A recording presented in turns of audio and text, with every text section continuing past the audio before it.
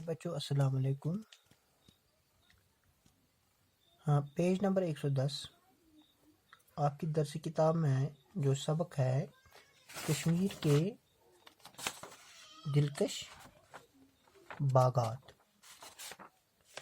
Page number 110 ہے۔ سری نگر سے 65 kilometre دور اننت ناگ کے جنوب مشرق میں ایک قدیم چشمہ ہے۔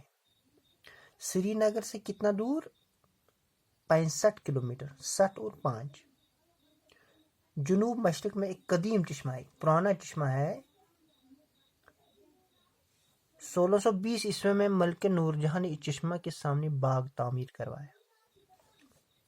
1620 عیسوی میں ملک نور جہاں نے اس چشمے کے سامنے ایک باغ تعمیر کروایا اور اس کا نام بیگم آباد رکھا۔ کیا نام رکھا اس کا؟ بیگم آباد۔ یہ باغ اچبل کے نام سے مشہور ہے۔ اس باغ کو عام طور پر لوگ اچبل بھی کہتے ہیں۔ اچبل میں یہ باغ بنوایا ہے، اس کے ایک قدیم چشمہ وہاں پر ہے، اور یہ 1620 عیسوی میں ملک نور جہاں نے اس چشمے کے سامنے ایک باغ بنوایا جس کا نام کیا ہے؟ بیگم آباد، اور ہم اس کو آج کل اچبل کے نام سے بھی پکارتے ہیں۔ اچبل کا دوسرے مغل باغات کے مقابلے میں چھوٹا ہے۔